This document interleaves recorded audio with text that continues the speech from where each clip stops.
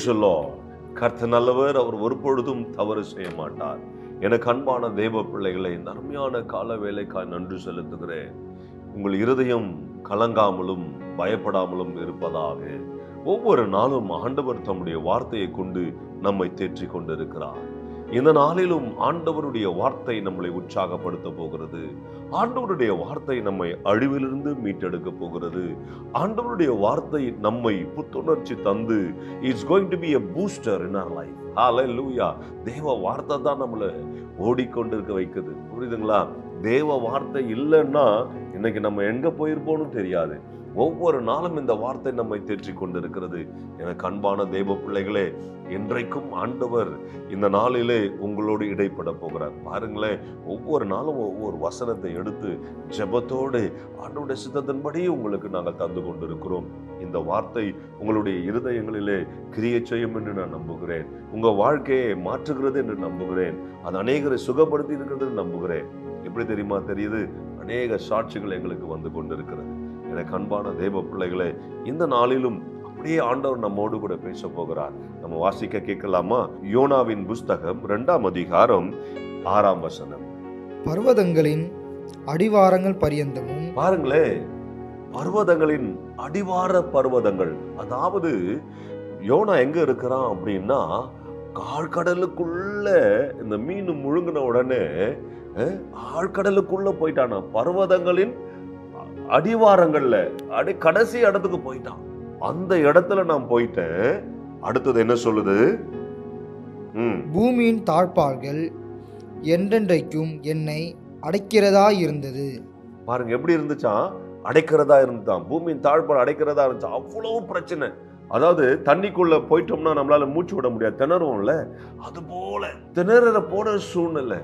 அவன் அப்படித்தான் சொல்றான், என்னால முடியல, ஐயோ அடிவாரங்களுக்குள்ள போயிட்டேன், நான் இறங்கிட்டேன், பூமியின் தாழ்பாடுகளை என்ன மூடுகிற மாதிரி ஆயிட்டு, நான் எப்படி வர போறேன்னு தெரியலையே, நான் என்ன செய்ய போறேன்னு தெரியலையே, ஐயோ என்ற சூழ்நிலையில் இருக்கும் பொழுதுதான் அவன் கர்த்தரை நோக்கி கூப்பிடுகிறான்.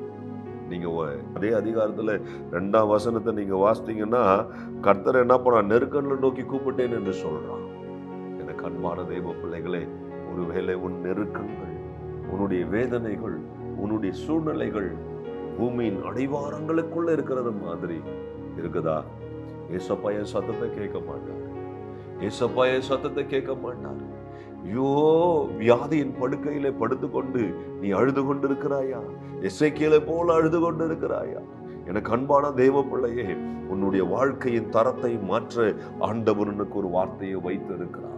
என் வியாதி எப்பொழுது தீரும்? எத்தனை வருஷம் நான் இப்படி படுத்து கொண்டு இருக்க வேண்டும்? நான் எப்பொழுது நடப்பேன்?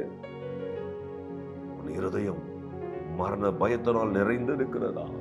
எனக்கு அன்பான தேவ பிள்ளையே, இந்த கால வேளையில தேவனுடைய வார்த்தை வருகிறது. இன்றைக்கு ஆண்டவர் அற்புதம் செய்ய போகிறார். எனக்கு அன்பானவர்களை, பிரச்சனை நெருக்கிறதா இருக்குதா?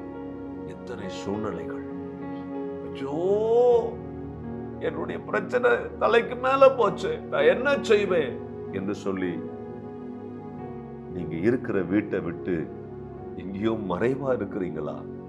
எங்கேயோ மறைவா ஓடி போய் இருக்கிறீங்களா? கடங்காரம் வந்துருவான்னு பயந்து ஓடி போயிட்டீங்களா? இல்ல யாரோ மிரட்டுறாங்கன்னு பயந்து ஓடி போயிட்டீங்களா? சொந்த ஊரை விட்டுட்டு வெளி ஊருக்கு அவமானத்தினால ஓடி போயிட்டீங்களா? எனக்கு அன்பான தேவ பிள்ளையே, எதுவாக இருக்கட்டும், இன்றைக்கு நற்செய்தி காத்து கொண்டிருக்கிறது. தொடர்ந்து வசனங்களை வாசிக்க கேட்கலாம். ஆனாலும் என் தேவனாகிய கர்த்தாவே, ஆனாலும் என் தேவனாகிய கர்த்தாவே, நீர் என் பிராணனை அழிவுக்கு தப்புவித்தீர். நீர் என் பிராணனை அழிவுக்கு தப்புவித்தீர். ஹல்லேலூயா. ஆண்டவர் உங்களுடைய பிராணனை அழிவுக்கு தப்புவிக்கிறார். எந்த சூழ்நிலையில் இருந்தாலும் உங்களுடைய பிராணனை, உங்களுடைய ஜீவனை அழிவுக்கு தப்புவிக்கிறாரா? நீ மரித்து போவதில்லை. ஹalleluya. சூழ்நிலை நிமித்தம் நீ தற்கொலைக்கு போக வேண்டாம்னு ஆண்டவர் சொல்றாரு. வியாதி நிமித்தம் நீ மரித்து போவதில்லைன்னு ஆண்டவர் தீர்க்க தரிசனமாய் சொல்லுகிறார். எந்த சூழ்நிலையிலும் ஆபீஸ்ல உன்னை நெருக்குறாங்களா, ஐயோ ஒர்க் பிரஷர் என்னால தாழ முடியல, அதனால நான் செத்து போறேன்னு நினைக்கிறியா? இல்லன்னா யாரோ ஒருவன் உன்னை விரும்புகிறான் என்று சொல்லி டார்ச்சர் பண்ணி கொண்டிருக்கிறானா? எனக்கு அன்பான தேவ பிள்ளையே, தகாத உறவுக்கு உன்னை தூண்டுகிறானா? எனக்கு அன்பான தேவ பிள்ளையே, ஆண்டவர் சொல்லுகிறார், ஆண்டவர் சொல்லுகிறார், ஆண்டவர் உன்னுடைய பிராணனை அழிவுக்கு தப்புவிக்கிறாரா?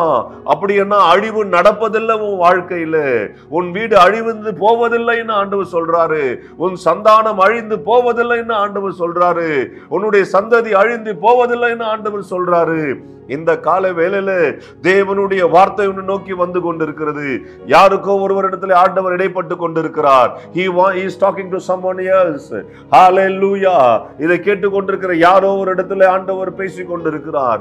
இந்த கால வேளையில தேவனுடைய மகிமை உன்னை நோக்கி வந்து கொண்டிருக்கிறது. இந்த வார்த்தை உன்னுடைய வாழ்க்கையில வருகிறது. என் அன்பு சகோதரா, என் அன்பு சகோதரியே, தேவனுடைய வார்த்தை உன்னை நோக்கி வருகிறது. மாண்டு போகலாம் என நினைத்துக் கொண்டிருக்கிறாயோ? உன்னையே அழித்துக் கொள்ளலாம் என நினைத்துக் கொண்டிருக்கிறாயோ? இல்லை, உன் அழிவை கர்த்தர் தடுத்து நிறுத்த போகிறார். கர்த்தர் இப்பொழுது தம்முடைய கரத்தை நீட்டி, நீ எந்த விதமான சூழ்நிலை இருந்தாலும், எந்த ஆழத்துல இருந்தாலும், எதற்குள்ளே நீ இருந்தாலும், கர்த்தருடைய கரம் அந்த இடத்துல, நீ இருக்கிற இடத்துல வந்து உன்னை மீட்டெடுக்க போகிறது. மீட்டெடுக்க போகிறது. சிலரை மீட்டெடுத்துடுச்சு. இனி உன் வாழ்க்கை சந்தோஷம்தான். இங்க பாருங்க, யோனா ஏதோ முடியறதுக்கு நடக்கிறதுக்கு முன்னாடி பேசல, நடந்த பிறகு ஆண்டவருக்கு நன்றி சொல்லுகிறார். எனக்கு அன்பான தேவ பிள்ளைகளே, இந்த நாளிலே கர்த்தர் ஒரு அற்புதத்தை உன் வாழ்க்கையில செய்ய போகிறார். ஒரு மகிமையின் ராஜா, யூதாவின் ராஜா உன் வாழ்க்கையிலே அற்புதம் செய்ய போகிறார். செய்ததுக்காய் நன்றி சொல்லுவோமா? பரலோக தகப்பனே, இந்த அருமையான நேரத்துக்காய் ஸ்தோத்தரிக்கிறேன். அன்பு பிள்ளைகளுடைய வாழ்க்கையில ஒரு மாற்றத்தை நீர் ஏற்படுத்துறதுக்காய் நன்றி செலுத்துகிறேன். இப்பொழுதும் ஒரு வல்லமை இந்த அருமையான பிள்ளைகளுடைய வாழ்க்கையில உண்டாவதாக. அழிவிலிருந்து நீ மீட்டெடுப்பீர் என்று வாக்கு கொடுத்தீரே, தீர்க்க தரிசனம் உரைத்தீரே, அந்த வார்த்தை இப்பொழுது அன்பு பிள்ளைகளுடைய வாழ்க்கையில உண்டாவதாக, உண்டாவதாக. ஒரு அற்புதத்தை நடப்பி மகிமை உண்டாகட்டும் அப்பா. நீரே இரக்கம் பாராட்டியர்களும் மகிமைக்குரியவர், வல்லமை உள்ளவர், மகிமையான காரியங்களை எனக்கு செய்தார். அவருடைய நாமம் பரிசுத்தம் உள்ளது என்று சொன்னது போல அற்புதத்தை செய்தார்கள். இயேசுவின் நாமத்தில் ஆமென், ஆமென், ஆமென். உங்க வாழ்க்கையில தோல்வி இல்ல, கர்த்தர் ஜெயத்தை வச்சிருக்கிறார். God bless. Hello, praise the Lord. Daily blessing wordsக்காக நீங்க எங்கிட்டு இருக்கீங்களா? இல்ல டெய்லி வார்த்தைகள் உங்களை வந்து ரீச் ஆகணும்னு நீங்க நினைக்கிறீங்களா? ப்ளீஸ் எங்களை வந்து யூடியூப்லயும் இன்ஸ்டாகிராம்லயும் ஃபேஸ்புக்லயும் ஃபாலோ பண்ணுங்க. கீழே ஆண்டில்ஸோட நேம்ஸ் கொடுக்கப்படும்.